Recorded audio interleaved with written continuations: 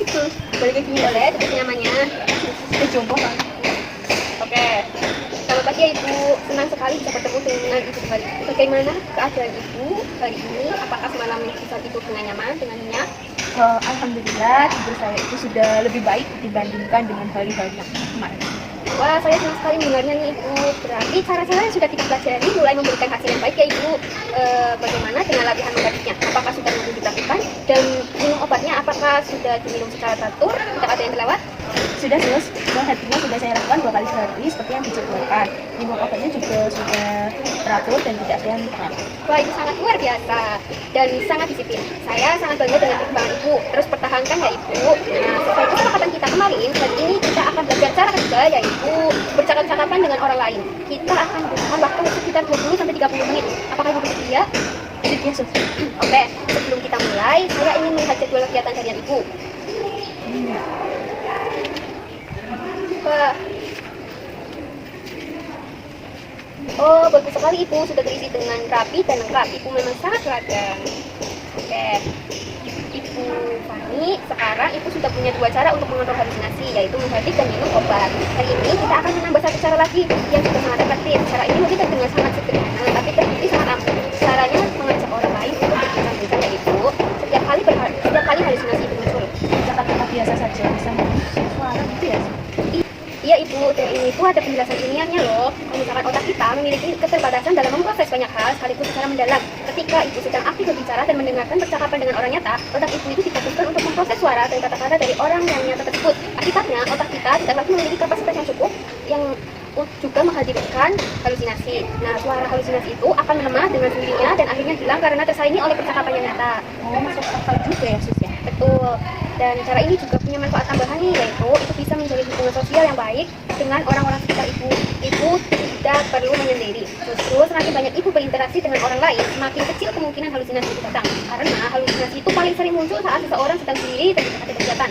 Jadi saya harus lebih sering mengajak ngobrol orang-orang yang ada di sekitar saya ya. Tepat sekali Ibu. Dan cara ini pun kita harus dengan menjelaskan bahwa Ibu sedang berhalusinasi. Jika Ibu tidak nyaman melakukannya, Ibu bisa langsung saja mengajak mereka berbicara dengan topik apapun. Misalnya Ibu bisa mendekati teman kamar atau perawat yang sedang berjaga dengan berkata, "Bu, boleh saya temani Ibu ini?" Atau, "Terus boleh saya minta ditemani sebentar, saya ingin mengobrol." Atau bisa juga langsung saja mulai topik pembicaraan seperti, "Tadi sarapannya apa? Enak tidak?" Seperti itu. Tapi kalau misalkan Ibu sudah cukup percaya dan nyaman, Ibu bisa juga langsung terus terang berkata, "So, saya sedang mendengar suara-suara, boleh saya mengobrol dengan suster sebentar?" Perawat di sini tuh akan selalu siap menemani Ibu. Apakah orang-orang di sekitar saya itu kayak risih nggak ya? Misalnya aku ajak tiba-tiba kayak gitu. Tidak sama sekali ya Ibu, semua perawat di sini memang bertugas untuk menemani dan membantu pasien. Dan untuk teman-teman sesama pasien, biasanya mereka juga senang kok diajak berbicara karena mereka pun membutuhkan teman. Jadi Ibu tidak perlu khawatir soal itu. Nah, sekarang saya ingin nih mengajak Ibu untuk berlatih langsung. Kita coba praktikkan bagaimana cara memulai percakapannya. Saya akan berperan sebagai teman sekamar Ibu. Ibu coba mulai percakapan dengan saya seolah-olah suara halusinasi itu muncul. Sus, boleh kita ngobrol sebentar? Saya ini sedang tidak enak hati. Wah, tentu saja boleh. Silakan duduk. Mau ngobrol tentang apa? Tentang apa aja boleh deh sus.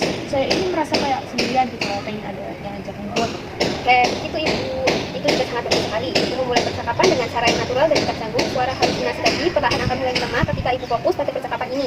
Nah, sekarang coba sekali lagi dengan cara yang berbeda ya. Misalnya dengan langsung membuka topik pembicaraan. Woi, bro, gimana kabarnya bro? Wah, saya kabarnya baik nih bro. Bagaimana kabar kamu? Baik, makan yuk, gacoan. Oke, wah bagus nih, luar biasa Ibu sudah sangat mahir memulai percakapan dengan natural dan santai. Nah, itu bukti kalau misalkan Ibu sebenarnya itu memiliki kemampuan bersosialisasi yang baik. Mulai sekarang jadikan percakapan seperti ini sebagai kebiasaan sehari-hari ya. Jangan tunggu halusinasi muncul dulu baru Ibu berbicara dengan orang lain. Semakin aktif Ibu bersosialisasi, semakin jarang halusinasi akan datang. Masukkan kegiatan percakapan tersebut ke dalam jadwal. Oke, Ibu Fani, kita sudah selesai berlatih cara yang ketiga. Bagaimana perasaan Ibu setelah latihan ini? Apakah ada pertanyaan atau hal yang masih ingin Ibu sampaikan? Saya ini merasa lebih percaya diri sih sekarang gitu. Ternyata cara ini cukup mudah dilakukan. Saya tidak perlu merasa malu untuk mengajak orang lain bicara. Jadi kayak pede gitu. Bahkan di depan tamu kayak saya ayo ini. Bagus, betul. Itu sikap yang luar biasa ya Ibu. Saya lihat juga Ibu sudah mampu mempraktikkan cara memulai percakapan dengan baik dan sopan. Oke.